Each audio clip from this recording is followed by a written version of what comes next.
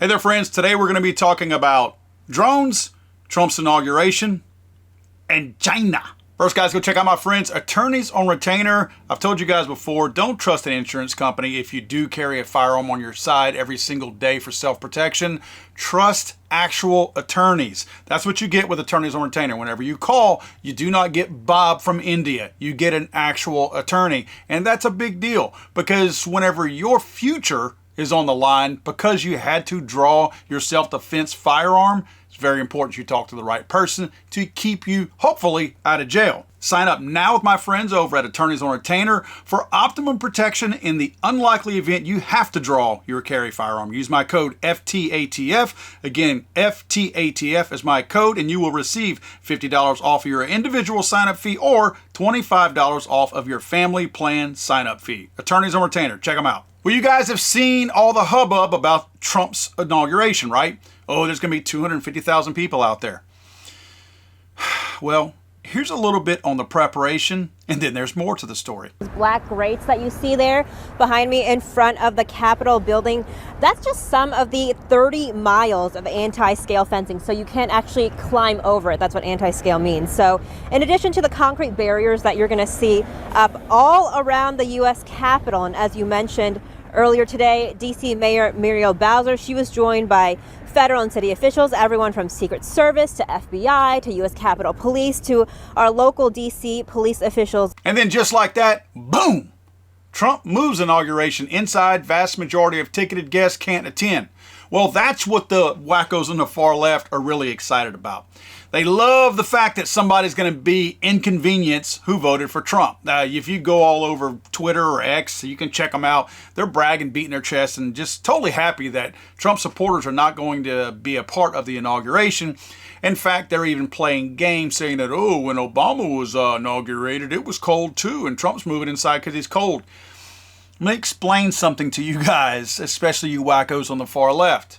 He ain't moving inside because it's cold. Trump doesn't have a problem with the cold. He's moving inside because you people keep trying to take him out. Numbers so far are up to 25,000 law enforcement personnel who will be at the inauguration. Now, there's National Guard people, there's sheriff's departments, police departments. There's the almighty Secret Service out there leading the charge. We really trust those guys, right? But there are threats at the Trump inauguration, which we all expected. I mean, my goodness, they've tried to take this guy out multiple times already. Not just the 2 times that the left likes to talk about. They've tried multiple times to take Trump out. Now that he's elected, they haven't lost their hate and disdain for this man just because now he's going to be president. They probably hate him even more now. And we have the same Secret Service at least until noon tomorrow on January 20th that's protecting Donald Trump. Now, I want to show you kind of the layers of security that were designed to protect Trump. And let's face it, all the attendees and world dignitaries that were going to be there, this was the setup when it was going to be held outside. You see, we've got National Guard at all the checkpoints. We've got armed cops everywhere. Again, 25,000 of those.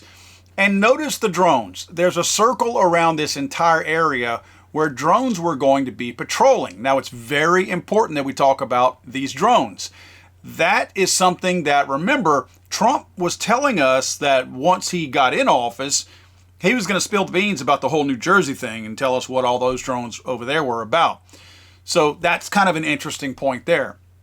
But another thing that's super interesting that goes into what the actual threat is also includes drones, and not the Jersey drones. More importantly, we're talking about commercial drones, like hobbyist type drones all of a sudden becoming a major threat. Let me tell you why. Remember the drone that ran into the Super Scooper wing of that airplane that Canada sent 2 of them down to help fight the DI fires over in LA? Remember that? Remember that little chunk of the wing was taken out and everybody says, oh, some hobbyist was flying his drone nearby. You know, there has been something called geofencing that's been programmed into all of these commercial grade or hobbyist type drones Oh, probably it's been several years now, probably 5 to 8 years if I remember right. I mean, I used to dabble with drones. I have several of them myself. Don't mess with them much anymore, so I don't remember that exact time frame. But I remember DJI specifically because they are, let's face it, commercially, they're one of the best drones out there. Very intuitive, very easy to learn how to fly one, and easy to fly. So they actually programmed into the logic of their drones what they call geofencing. Geofencing is actually a good name for it because it does describe what it does. It creates a geographic fence around certain areas that you cannot go. This would be areas like the White House, like nuclear facilities, like airports, military installations. It creates a no-go fence around these certain areas where if your drone were attempting to fly into that area, that geofence would prohibit it from doing that. So it would get up to the fence and essentially just stop, stand there in midair until you backed off of it. It's not going to go past where that geofence is. Again, that was really important that they put that in there because it kept people away from airports. Even if you think you're in an area around an airport that's safe to fly your drone, you don't know what direction the wind changes to, which changes the flight path of these airplanes coming and going out of there, again, with the simple change in the direction of the wind. So you might be in an area that you appear to be, or that appears to be totally safe, and then all of a sudden you're in a bad area. The interesting thing was, and I suspect that this was probably because DJI either saw this type of threat coming or they just wanted to make the United States market understand that, look, we're doing everything we can to keep flyers and other people safe. DJI wasn't mandated to put this geofencing in. They created it and put it in on their own. So the U.S. government, retail people, it wasn't a requirement that FAA or anybody told them they had to do. Now, that may be now, but originally when DJI put this type of technology in their drone systems, it wasn't required. They said, we're going to create this geofencing information and put that in there so that these drones can't go into those areas. And of course, the U.S. government, the FAA, were like, yay. So everybody was happy. Well, guess what? DJI drone update eliminates geofencing, allowing to fly in restricted zones unlawfully. That just recently happened. Again, you saw the effects of it with the DEI fires out in LA. But you're also going to start seeing more effects of it probably around airports and things like that. Now, what does that have to do with the inauguration? Well, everything to do with the inauguration. DJI will no longer stop drones from flying over airports, wildfires, and the White House, which would also include the Capitol. So you can designate an area, a no-fly zone, whatever you want to do to keep any kind of other aircraft out of there. But some jackwagon sitting up in an oak tree somewhere with a clear line of sight of the Capitol could very easily fly his commercial-grade Hoppy drone right into the inauguration with whatever the payload might be that he decided to attach to his commercial-grade drone. Now, in a blog post, DJI characterized this removal of the geofencing as, quote, placing control back in the hands of the drone operators. And I agree, it certainly did that. And look, I'm no fan of any kind of regulations out there. But I also know that there's a lot of crazy people out there. There's a lot of stupid people out there. And personally, I don't want drones flying around an airport where I may be flying in or out, or a loved one, or just innocent people who don't deserve to die unnecessarily, right? So now, no warning zones, no enhanced warning zones, no restricted zones, no authorization zones, no altitude zones. There will be nothing out there that will prohibit, at least from a DJI standpoint, their drones from flying however high, because there were limitations on that before, or wherever they decide they want to fly. Now, I have to believe that our federal government and other people have the necessary technology to scramble, to block, whatever, to do something to prohibit these drones from flying into restricted airspace. At least I would like to think that something as simple as a commercial-grade drone could potentially be stopped with a higher form of intelligence out there from the federal government with better technology and assets than we all would have, right? I mean, you would like to think that that was possible. I mean, think of it this way. If the federal government and other governments, and again, I'm assuming that they can, but let's say that they can't block these rogue drones from flying in these areas like the inauguration. clearly it's a real enough threat for them to have moved things inside. I'm not saying that's the only reason why, but that's certainly one of the reasons why. By the way, there's intelligence people that are saying that this is one of the reasons why they moved it, by the way. But I have to believe that if for some reason we don't have, our government I'm speaking of, doesn't have the technology to be able to block these rogue drones from flying into restricted airspaces and things like that, not even thinking of nuclear facilities, military facilities. Think about this. Dignitaries, which, by the way, some of the dignitaries have chosen now not to go to the inauguration. I think Netanyahu from Israel is not going. Maybe he's got other reasons, but there are other people who have decided not to go. But what if, from an AI standpoint, facial recognition, what if a rogue government, there's plenty of them out there that hate us, in some cases, I would expect our own government would do this for somebody that they dislike, like Trump.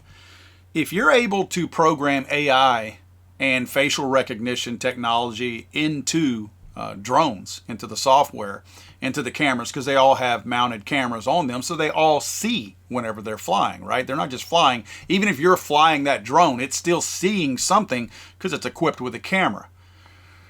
If you were to put, I don't know, Donald Trump's face into the AI technology of a rogue drone, Donald Trump wouldn't be able to walk outside without geofencing in place, with no technology to stop drones, facial recognition, and AI programmed into a drone.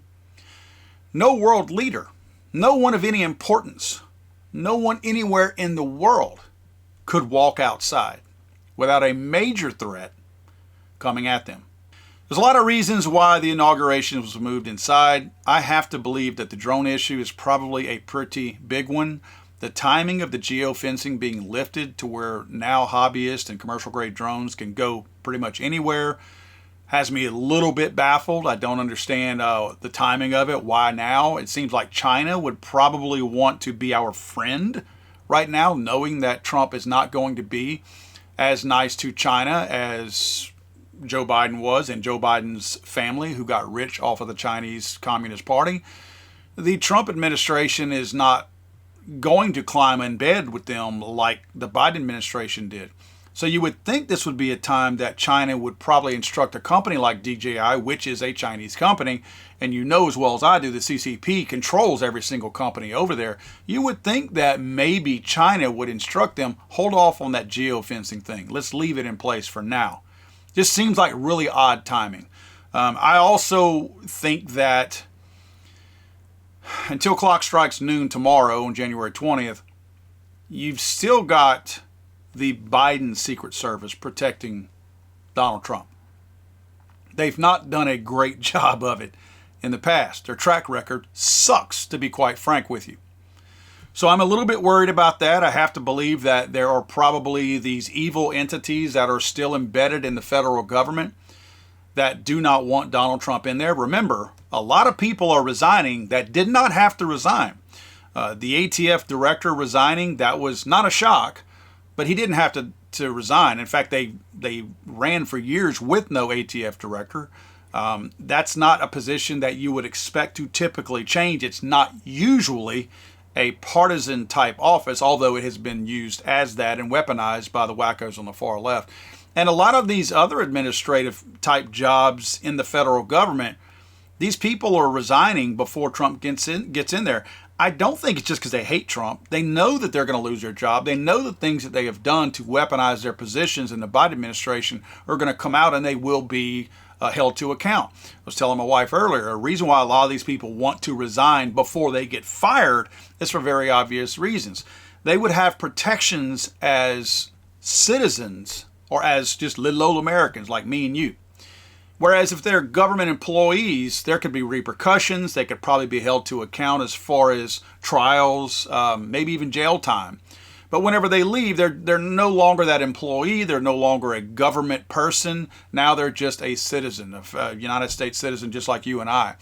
and there are some limitations as to what the government can do as far as going after them. I don't like it any more than you do. I just know that that is a thing. Not saying that they're off the hook and they're going to get off scot-free, but certainly they do have some protections once they voluntarily leave that position, rather than being told to leave and still being an employee of the federal government. I actually saw where the IRS director, which is really odd, again, what have you been doing? That's very strange. A lot of these people who have never resigned in the past because they didn't need to. They weren't like cabinet people with, the changeover of the president.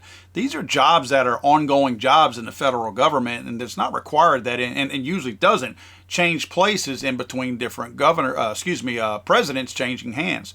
So very strange that some of these people are jumping ship. I don't understand the point that you're making. God save the Queen, man. I'm sorry, I thought this was America.